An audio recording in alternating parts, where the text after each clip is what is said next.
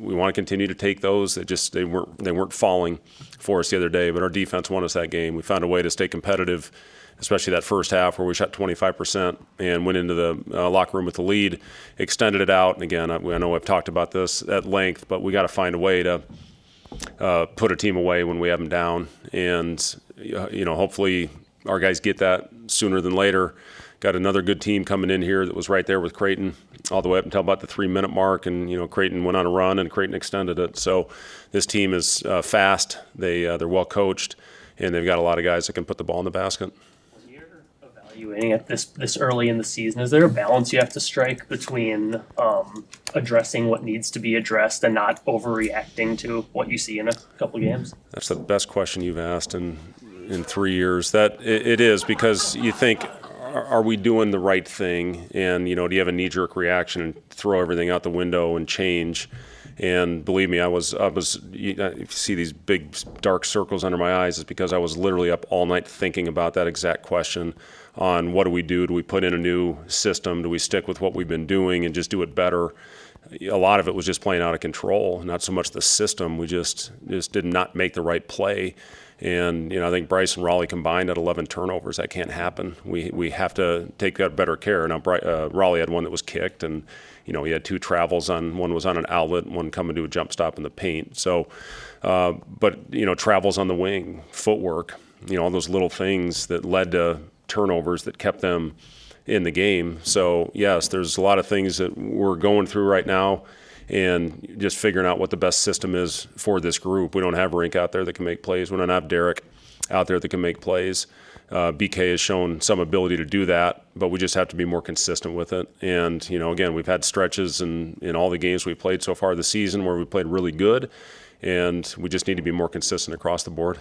That being said, you're getting good looks. Do you just kind of have guys shoot through the cold shooting that's happened so far? Or do you that was a big. We shot 1 million shots in practice today, and I took that rim down and showed them how big it was with being able to fit 2 balls in the rim, and just hopefully get that mental block of it is. Believe me, I've been through a lot of highs and lows, ups and downs when I was in my playing career. Sometimes that thing looks like the ocean. Sometimes it looks like a little thimble up there. And for our guys the other night, you could just see they were a little tense when they went up to shoot it.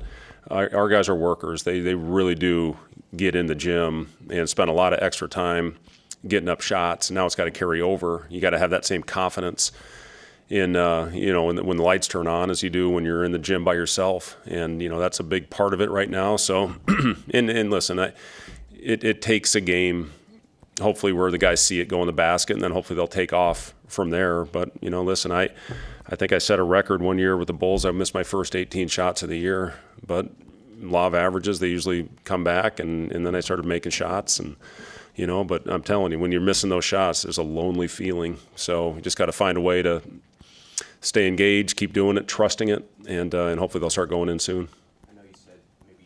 Freshest legs Saturday. What's sort of the plan of attack with 2 games this week? Yeah, I mean, we obviously had a lot of things that we need to address. So we went hard today. We competed, and we're going to need another good day tomorrow. We get 1 day off of the prep. We've had 3-day preps at least going into our first 2 games.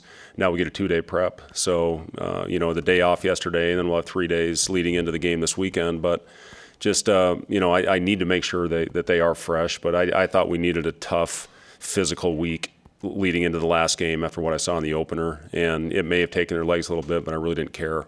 I wanted this to benefit us long term, and hopefully it will from all different perspectives. We've got to work on press offense late in the game. Did a good job getting the ball to Connor where he was able to make free throws, to keep the 2-possession lead. Got it to Bryce, another really good free throw shooter. So just, it's given us a chance to work on some things, and hopefully we'll benefit from that in the long run. Have you seen guys respond mentally, emotionally from the past couple of games? And he said after the game, he saw some kind of shoulders drooping. Have you seen that response? They're fine. I mean, these young kids, they coaches take it a lot harder than they do. You think it bothers them more than it actually does, and then they show up and they're whistling and singing and all this stuff and joking around. It's just, it's, I think this era of kids, they just, they find a way to let it bounce off their back. Maybe that's got something to do with social media and all the crap that gets talked about them. And, they've shown up. they have worked. I've been pleased with the response after a disappointing game. But as I said the other night after, it's always better to learn from a win. And we found a way to get it done, and now we got to grow from it. We got to get better.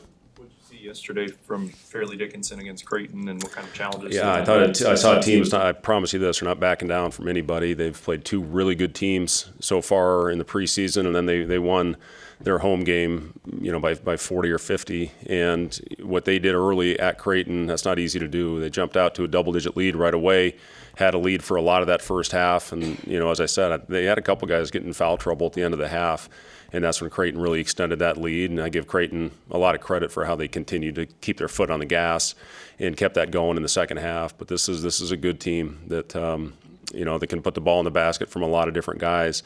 They're shooting the three very well. When you look at their percentages, over 40%, and they've got a point guard that can get into the paint, and he's very dynamic with the ball. They run good stuff. They play with pace, and again, another good test for us. Brad, what have you learned about your point guard play through the first week of the season? Yeah, I mean, kind of a tale of two games, I guess. I thought Raleigh in the first one had complete control of that game. And then, unfortunately, in the second one, and we let things bother us. We didn't get the kick call, and I thought we let the refs, a couple missed calls bother us. You just got to play through that stuff. It doesn't matter what happens on the court.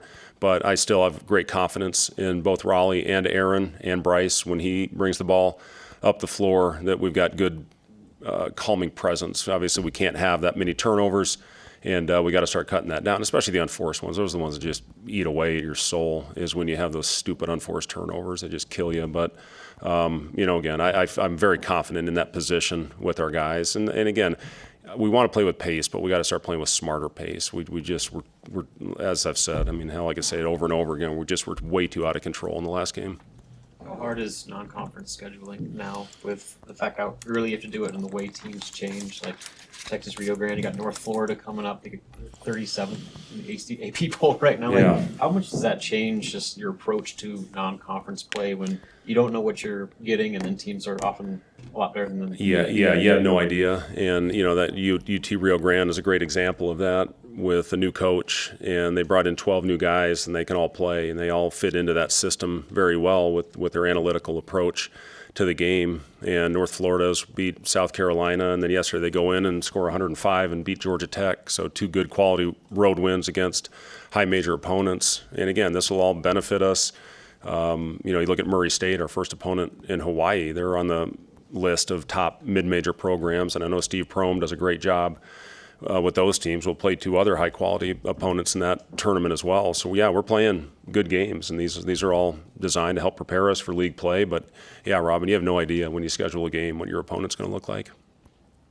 You're taking threes on about a third of your possessions. Is that about where you want this team? The biggest thing is we always talk to our guys about taking what the defense gives us. In the first game, that was getting in the paint. It was getting to the free throw line. The second game, I thought we did a good job. We got 25 free throws, 26 free throws. And, obviously we were not converting from the three-point line. We had, I thought, other opportunity to throw the ball into the post, what we missed when Braxton had it going a little bit. So, again, all things we can learn from. What exactly is the shot profile? You want threes, you want plays at the rim. And, if the game plan, the way the defense is playing you that particular night, you get more plays at the rim and you shoot less threes, that's fine. The rim two uncontested is a very high quality shot. Getting to the free throw line is the highest shot from a true shooting percentage perspective. So we've done a nice job with that, getting to the free throw line, especially when the ball has not been going in the basket. He's a versatile player. Is there something in particular you think you could really emphasize with him? You're thinking about? Yeah, Burke, when you watched him play this summer, I think he made his last 8 threes in the tournament that he played in, and he's going to get it going. He's too good of a shooter. I just think he's a little off balance right now and maybe a little rushed, like a lot of our guys are, and that's human nature. When the ball's not going in, you have a tendency just reaching a little bit closer to the basket as opposed to trusting your shot. And, he's shooting the heck out of it in practice, and it's just a matter of time before his shot starts falling. Other than that, I think he's given us great minutes. He's obviously playing 5. We've finished both games with him playing the 5, and I like that skilled lineup out there. All right, thank you, guys. Thank you.